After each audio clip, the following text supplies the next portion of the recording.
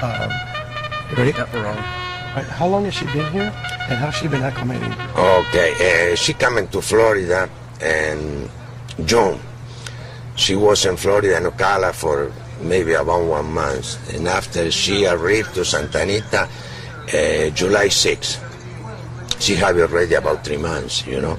But I think she day and day go better and better. I think she is the moment now to be great, because we go slowly with her and everything, and she like the track. She like the track, I think. She never run.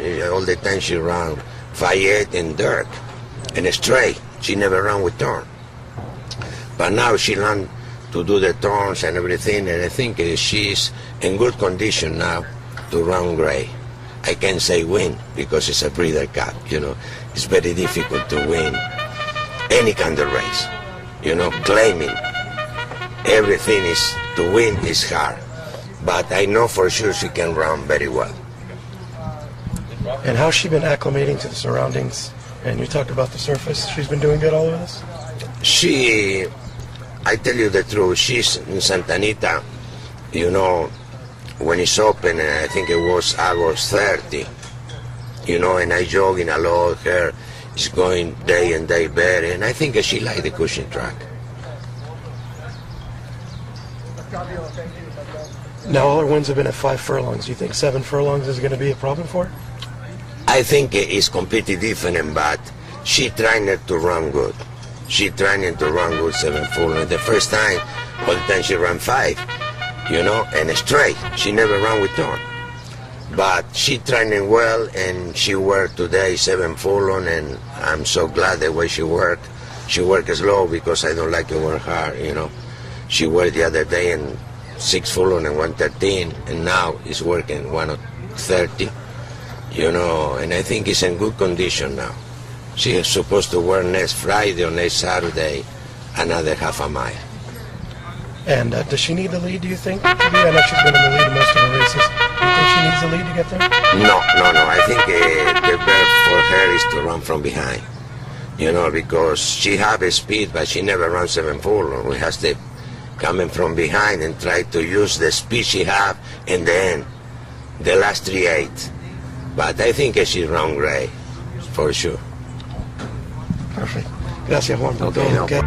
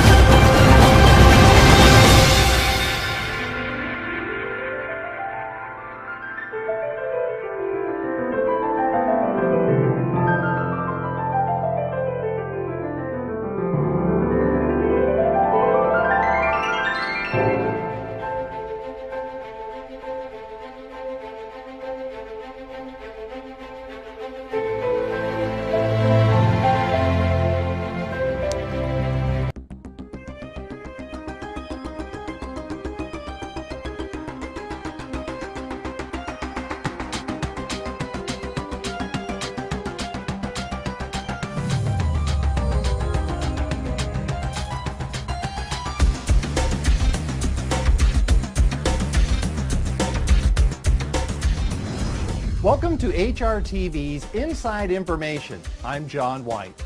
On this installment of Inside Information, we'll take you to the Kentucky Derby Museum at Churchill Downs, where the late filly 8 Bells was honored with a moving memorial. Plus, we'll go behind the scenes with two interesting trainers, Canada's Reed Baker and Juan Reviriego of Argentina. When we come back, trainer Juan Reviriego steps onto racing's biggest stage.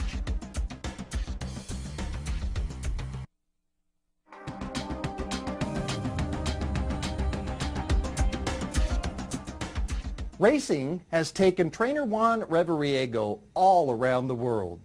With homes in Rome, Argentina, and Southern California, Juan has collected quite a diverse roster of clients, friends, and horses.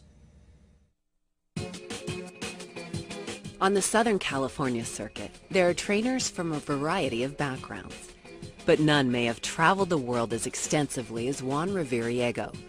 After success in his native Argentina, Juan sought to make a name for himself in North America. I tell you the truth, all my life I like to travel around the world, you know. And I be in different places, but I think the place to stay is here. I have expression, I don't know if it's the same in English. God is all over the world, but the office is in this country. You know, if you want to have an appointment with him, you have to be in this country. This country is great. His father, Victor Reviriego, was a successful trainer in Buenos Aires, and Juan learned the basics at an early age. I learned from my dad to be in the stable the more time I can, because you see a lot of things with the horses. My dad put me in front of one stall when I was young. He said, look and look. And I said, Dad, what I have to look? Look, the way he turn around, the way he go to eat the grass. It's completely different in this country. In this country, I see nobody walk the horses in the afternoon. I don't know if it's better or not, but, you know, we'll walk the horses every day in the afternoon. I think the only thing is very important for the horse is to be close to the horse the more hours you can every day. I remember when I started to gallop horses after 14, my father teach me to use the whip and everything because I'm supposed to ride. And I started to ride when I was 15, but I'm too heavy, you know, too tall for ride. And I ride only 2 years. When I stopped to ride horses, I can't ride anymore because I was too heavy. I decided to come into this country, you know, with Miguel Torrealba and Arlon Winnick. Exercising horses for Torrealba and Winnick, Juan furthered his education with horses and built upon it, working for future Hall of Fame trainer Angel Pena, two-time winner of the Arc de Triomphe. He come in early in the morning, you know, and wake up everybody, 4 o'clock in the morning. He'd go to the race, come back to the stable, go to take a dinner, come back to the stable again, you know. He watching every horses all day, you know. That is very important thing for me because I ran the same with my dad. Eventually, Juan returned to Argentina to open his own public stable.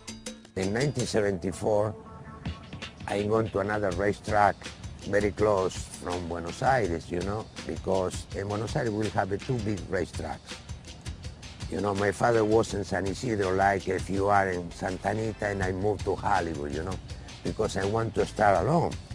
Juan developed a loyal clientele of owners, and as his stable expanded, so did his Rolodex. I have a lot of friends in the show business, you know, around the world, not only in this country. You know, I train the horses for the best movie actors from Argentina, singers, you know, music producers. Everybody call me, I train it for the stars, you know, like Joe Ruffalo. He made music with Prince, Police, Teen. Julio, I know Julio for 40 years. I've been with Julio in different places. You know, I know a lot of singers from Mexico too. I know a lot of people around the world. And at 59, when most men that age contemplate retirement, Juan set up shop on the Southern California circuit. Just 4 years later, he found himself on racing's grandest stage with another Argentinian, Lady Sprinter. For me, it's very important to run any kind of race because I feel in the horses so much. But to run a Breeders' Cup is the more dream you can have. When you talk about international races, great ones, you know, in Europe or in this country or anywhere, is tough race. And another thing, you have to have a lucky too. That is very important, because I remember my dad said to me all the time, Juan, maybe you have the champion, but the horse is not feel well the day to the race. And though Lady Sprinter didn't fire on Breeders' Cup Day, Juan enjoyed the beauty, the action, and the moment. One of many in a lifetime in the game of horse racing. Anywhere I go, when you see great horses and fantastic racing, you enjoy. You know, I see a lot of times the Arc, Epsom Derby, Breeders' Cup in this country, Kentucky Derby. All that kind of racing was very important to see for me, and I enjoy it because my life is racing horses, you know. I born with the horses. When we come back, trainer Reed Baker decides to stick his toe in a bigger pond.